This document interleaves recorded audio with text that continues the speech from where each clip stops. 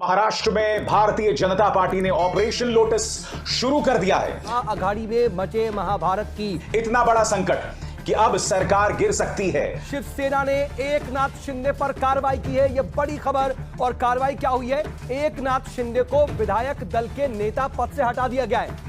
मुख्यमंत्री उद्धव ठाकरे, कहा जाए महाविकास अघाड़ी सरकार को पिछले 2.5 साल की सबसे बड़ी चुनौती का सामना करना पड़ रहा है। शिवसेना ने अब अजय चौधरी को इसकी जिम्मेदारी दी है। स्क्रीन पर एकनाथ शिंदे, ये हैं महाराष्ट्र में शिवसेना नेता, विधायक और मंत्री, जो कि वहां के अर्बन डेवलपमेंट मिनिस्टर हैं। और शुरुआत में खबर आती है कि 12 विधायकों के साथ ये गुजरात के सूरत में ली मेरिडियन होटल में पहुंच जाते हैं। बाद में 12 से 22 हो जाता है। और अब यह पता चल रहा है कि आज दोपहर को उद्धव ठाकरे के घर में जो बैठक बुलाई गई थी दोस्तों, उसमें करीब 35 विधायक नहीं पहुंचे थे। और जैसा कि मैं आपको बार बार बतला रहा हूं दोस्तों, ऑपरेशन लोटस अंजाम दिया जा रहा है। सबसे पहले मैं आपका परिचय कराना चाहूंगा, वो कौन लोग हैं जो इस वक्त उद्धव ठाकरे सरकार को गिराना चाहते हैं। उन चेहरों से मैं आपका परिचय कराना चाहूंगा। ये हैं गुजरात भाजपा के अध्यक्ष CRR पाटिल, और यह है देवेंद्र फडणवीस, पूर्व मुख्यमंत्री, जो कभी भी उस कसक को हटा नहीं सके कि वो महाराष्ट्र के दूसरे बार मुख्यमंत्री नहीं बने। मैं आपको बताना चाहूंगा कि पत्रकार सुधीर सूर्यवंशी ने इस बात की तस्दीक की है, इस बात की पुष्टि की है कि CRR पाटिल ही इस पूरे ऑपरेशन के पीछे हैं। गुजरात यूनिट के अध्यक्ष CRR पाटिल ही महाराष्ट्र में ऑपरेशन लोटस के पीछे हैं।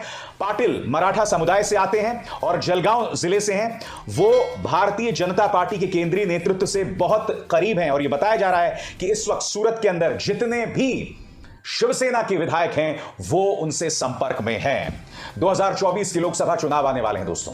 भारतीय जनता पार्टी को जबरदस्त फंडिंग की जरूरत है। और आप जानते हैं महाराष्ट्र देश का जो है, देश की वित्तीय नब्ज है, देश की इकोनॉमिक नब्ज है, फाइनेंशियल नब्ज है। किसी भी कीमत पर भारतीय जनता पार्टी वहां सत्ता में आना चाहती है। और यह हमने देखा कोरोना की पहली लहर में किस तरह से पुरजोर कोशिश कर दी थी भारतीय जनता पार्टी ने कि किसी तरह से उद्धव ठाकरे सरकार गिर जाए। और अब एकनाथ शिंदे के बहाने, एकनाथ शिंदे के जरिए अब उनको एक बहाना मिला है। संजय राउत ने आज पत्रकारों के सामने एक प्रेस कॉन्फ्रेंस की। उन्होंने कहा कि मुझे इस बात पर हैरत नहीं है कि यह पूरा घटनाक्रम जो है गुजरात में हो रहा है, क्योंकि गुजरात में ही बैठकर मध्य प्रदेश की सरकार गिराई गई थी और राजस्थान की सरकार को गिराने का प्रयास किया गया था। क्या कहा संजय राउत ने, सुनते हैं। ये ऐसे जो लोग होते हैं इस प्रकार के, जो मध्य प्रदेश पैटर्न, राजस्थान पैटर्न जो हुआ है, ये सभी लोग गुजरात में ही क्यों रखे जाते हैं? सूरत में है, मैंने सुना है, हमारा उनसे संपर्क हुआ है, हमारे सब MLA वहाँ है। उसमें से बहुत से लोग हैं वापस आना चाहते हैं, लेकिन उनको वापस आना नहीं दिया जा रहा है। उनकी घेराबंदी की है। ये घेराबंदी सिर्फ गुजरात में ही हो सकती है, क्योंकि वहाँ किस प्रकार की सरकार काम करती है। लेकिन जब भी मौका मिलेगा हमारे सभी MLA यहाँ वापस आ जाएंगे, क्योंकि वो निष्ठावान शिवसैनिक है। दोस्तों, बड़ा प्रश्न, एकनाथ शिंदे उद्धव ठाकरे से नाराज क्यों हैं? उसके लिए मैं आपके सामने कुछ तथ्य रखना चाहूंगा। एकनाथ शिंदे थाने की पृष्ठभूमि के एक बहुत ही प्रभावशाली नेता हैं और कहीं ना कहीं उनके मन में एक ख्वाब था कि वो अगले मुख्यमंत्री बनेंगे शिवसेना की तरफ से, मगर ऐसा हुआ नहीं और उद्धव ठाकरे बन गए। मगर उन्हें एक बहुत ही मलाई वाला मंत्रालय दिया गया, अर्बन डेवलपमेंट मिनिस्ट्री। अब दिक्कत यह हुई कि उन्हें अर्बन डेवलपमेंट मिनिस्ट्री दी गई, मगर उद्धव ठाकरे ने अपना एक आदमी उनके सिर पर बिठा दिया जो लगातार उनकी तमाम एक्टिविटीज को मॉनिटर करता था। इस बात को लेकर एकनाथ शिंदे बहुत ज्यादा नाराज थे, क्योंकि देखिए उद्धव ठाकरे अब शिवसेना के सिर्फ नेता नहीं रहे थे, वो महाराष्ट्र के मुख्यमंत्री थे। और उनसे न तो शिवसेना का कोई विधायक मिल पाता था, न कांग्रेस का, न NCP का। तीसरी शिकायत यह एकनाथ शिंदे की कि जो पैसे का फंड का एलोकेशन होता है, जो पैसा एलोकेट होता है अलग अलग मंत्रालयों को, NCP के जो मंत्री थे उन्हें तो बहुत अच्छा खासा पैसा मिल रहा था, क्योंकि वो मंत्रालय NCP के पास था, शरद पवार के पास था, मगर शिवसेना के जो विधायक थे उन्हें कम पैसा मिल रहा था।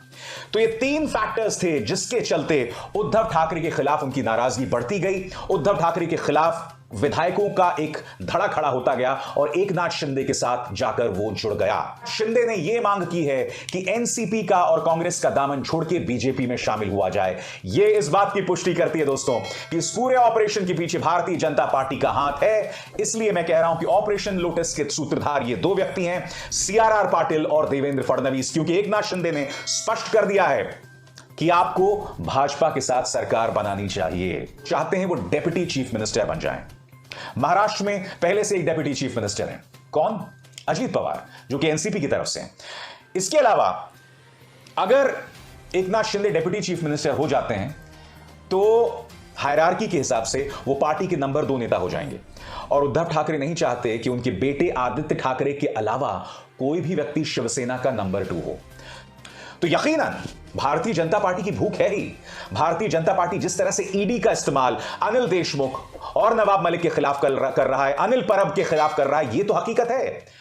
मगर हां, इसने एक बात को प्रमाणित कर दिया है कि भारतीय जनता पार्टी साम दाम दंड भेद से जिन राज्यों में उनकी सरकार नहीं है, या तो उनका जीना मुहाल कर देंगे या उनकी सरकार गिरा देंगे। और आपके सामने मध्य प्रदेश की मिसाल है, अच्छी खासी सरकार चल रही थी, वहां पर भी सिर्फ टबल चल रहा था, वहां पर भी ज्योतिरादित्य सिंधिया वर्सेस कमलनाथ था और वहां पर भी राहुल गांधी ने उनका ध्यान नहीं दिया। नतीजा आपके सामने है। मगर पार्टियों के अंदर भी जबरदस्त विरोधाभास है, हम उसे कैसे नजरअंदाज कर सकते हैं?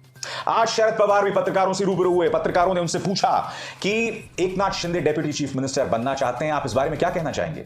तो शरद पवार ने कहा कि चीजों को बदलने की बिल्कुल भी जरूरत नहीं है, वैसे भी ये शिवसेना का अंदरूनी मामला है और उन्होंने उम्मीद जाहिर की कि इसका समाधान जल्द होगा। सुनिए उन्होंने क्या कहा। नहीं, ये तो मैं आपसे ही सुनता हूँ, ठीक है। अभी तक उन्होंने हमें या और किसी को कहा है कि मुझे सीएम बनाओ, ये मुझे मालूम नहीं। मगर एक बात है कि वहाँ जो अंडरस्टैंडिंग है तीनों पार्टी में, इसमें शिवसेना के पास मुख्यमंत्री की जिम्मेदारी और इन्फॉर्समेंट बाकी जो मंत्रालय है इसकी जिम्मेदारी सरकार के कांग्रेस के ऊपर है। यकीनन दोस्तों, हो सकता है कि जब तक मेरा यह कार्यक्रम 1 या 2 घंटे का हो जाए कोई बहुत बड़ा भूचाल आ जाए महाराष्ट्र की सरकार में, मगर फिलहाल इस बात को सिरे से इनकार शिवसेना कर रही है। मगर यह बहुत बड़ा संकट है शिवसेना के सामने। और यकीन मानिए, अगर महाराष्ट्र में सरकार गिर जाती है तो 2024 से पहले नहीं, साल के अंत में जो गुजरात के चुनाव होने हैं उससे पहले भारतीय जनता पार्टी को जबरदस्त जो है शॉट इन द आर्म मिलेगा। यानी कि उन्हें बहुत जबरदस्त फायदा होगा। वो ये प्रचार कर सकेंगे कि हमने देखिए महाराष्ट्र में सरकार गिरा दी, वहां पर अपनी सरकार कायम कर ली है और 2024 के लिए उन्हें कोई नहीं रोक पाएगा। ऐसा बुलडोजर चलेगा, ऐसा राजनीतिक बुलडोजर चलेगा जिसके सामने कोई दल टिक नहीं पाएगा। बहरहाल मेरा वादा है कि अपने इस मंच पर महाराष्ट्र को लेकर तमाम जो घटनाक्रम आता है वो मैं आप तक पहुंचाता रहूंगा। अभिसार शर्मा को दीजिए इजाजत। नमस्कार। स्वतंत्र और आजाद पत्रकारिता का समर्थन कीजिए, सच में मेरा साथी बनिए। बहुत आसान है दोस्तों, इस ज्वाइन बटन को दबाइए और आपके सामने आएंगे ये 3 विकल्प, इनमें से एक चुनिए और सच के इस सफर में मेरा साथी बनिए। सब्सक्राइब कीजिए न्यूज रिएक्शन चैनल को और प्रेस कीजिए नोटिफिकेशन बेल को ताकि आप पास के लेटेस्ट न्यूज अपडेट्स सबसे पहले